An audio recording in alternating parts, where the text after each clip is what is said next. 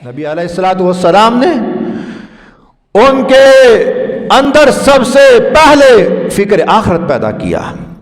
آج فکر آخرت کا تصور جو ہمارے دل اور دماغ سے مٹتا جا رہا ہے، اس کی ایک سب سے بڑی وجہ حرام مال کا کھانا۔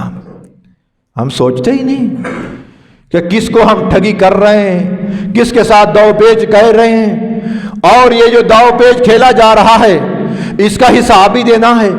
جس بندے کے دل کے اندر قیامت کا ایک رتی بھی ڈر ہوگا، رب کعبہ کی قسم وہ کسی مسلمان کو کبھی دھوکہ نہیں دے سکتا۔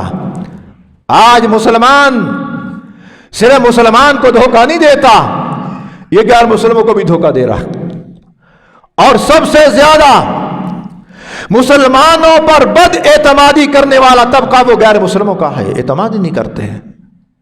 ان کے ہاں مسلمان وہ ہوتا ہے جو نوسر باز، دھوکے باز، کیا دنیا میں ان کے معاملات ہوتے ہیں، آخرت کا تو انہیں پتہ ہی نہیں۔ دنیا میں کیا ہے، وہ کام کاج کے لیے آئے ہیں، کام کاج کرتے ہیں، ایک دوسرے کے ساتھ تجارت کرتے ہیں، لیکن سب سے زیادہ دھوکہ یہ لوگ کرتے ہیں۔ تاجر کے پاس چلے جاؤ، دکھائے گا کچھ، دے گا کچھ۔ سنارے کے پاس چلے جاؤ، بتائے گا کچھ، کہے گا کچھ۔ بہت کم شاد و نادر جو اس طرح کے ہوں جن کے دل میں اللہ کا خوف ہے، ورنہ اکثریت ہمارے مسلمانوں کی، تاجروں کی اور مزدوروں کی، مالکوں کی حالت ایک بنی ہوئی ہے۔ مزدور اپنے مالک کے ساتھ دھوکہ، پھر مالک بھی ان کے ساتھ رعایت نہیں کرتے، پھر شکایتیں لگاتے ہیں، جی مالک ایسا کرتا ہے، مالک وہ کرتا ہے، مالک یہ کرتا ہے۔ بھئی تم اس کے ساتھ کیا کر رہے ہو؟ ٹھگی تم کرتے ہو، چوریاں مالکوں کی تم کرتے ہو، اور پھر کہتے ہو جی مالک نے یہ کر دیا۔ ایمانداری کے ساتھ کام کرو۔ میں سمجھتا ہوں کہ اللہ مالک کے دل کو بھی نرم کر دیتا ہے۔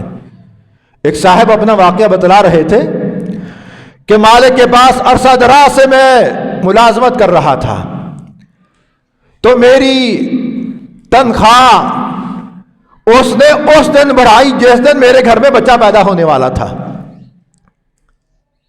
کوئی پرسنٹ اضافہ کر دیا۔ کہنے لگا تھوڑے دنوں کے بعد میری والدہ کا انتقال ہو گیا، اس نے پھر تھوڑی سی کمی کر دی۔ کہنے لگا مجھے یہاں سے پتا چلا کہ ہر شخص اپنے مقدر کا رزق لے کے آیا ہے۔ جب میری اماں زندہ تھی اور میرے گھر میں بیٹا نہ تھا تو میری وہی تنخواہ تھی، جو ہی میرے گھر میں بیٹا پیدا ہوا تو مالک نے میری تنخواہ میں اضافہ کر دیا، اور جب اماں چلی گئی تو میری تنخواہ میں کٹوتی کر دی۔ یہاں سے پتہ چلتا ہے وَمَا مِن دَابَّةٍ فِي الْأَرْضِ إِلَّا عَلَى اللَّهِ رِزْقُهَا وَيَعْلَمُ مُسْتَقَرَّهَا وَمُسْتَوْدَاهَا كُلٌّ فِي كِتَابٍ مُبِينٍ۔ اللہ نے ہر ایک کے مقدر کو لکھ دیا ہے، اچھا لکھا برا لکھا، اس پر ایمان لانا پڑے گا۔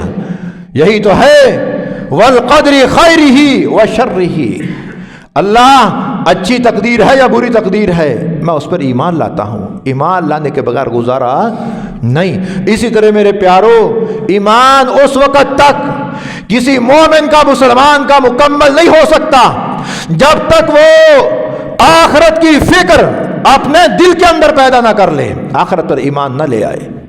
آج یہ جو کچھ فتنہ پردازیاں، خون ریزیاں، گھریلو نچاکیاں، ایک دوسرے کے ساتھ دھوکہ، اس کی وجہ یہی ہے کہ آخرت کا تصور کمزور ہو چکا ہے۔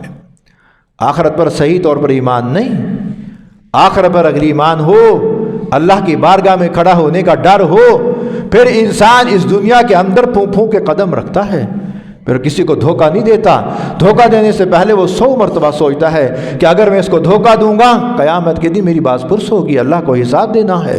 حساب کتاب کا ڈر تو ہمارے دلوں سے نکل گیا، اور اس کی وجہ صرف ایک ہے، اور بھی ہوں گی، اس عاجز کے علم کے مطابق، معلومات کے مطابق ایک وجہ ہے کہ جو اس وقت ہمارے ماحول کی، ہمارے معاشرے کی منظر کشی ہو رہی ہے، یہ آخرت سے بے خبری، آخرت سے بالکل بے خبر، پتہ ہی نہیں آخرت ہے کیا ہے، آخر جانا ہے۔ بار بار قرآن کہتا ہے آخرت کے لیے آ رہے ہو تیاری کر کے آنا، تیاری کر کے. اور دنیا کے اندر ہماری تمام تر توانائیاں یہ تو دنیا کے لیے ہیں، آخرت کے لیے تو ہمیں کچھ نظر ہی نہیں آتا. ہمارا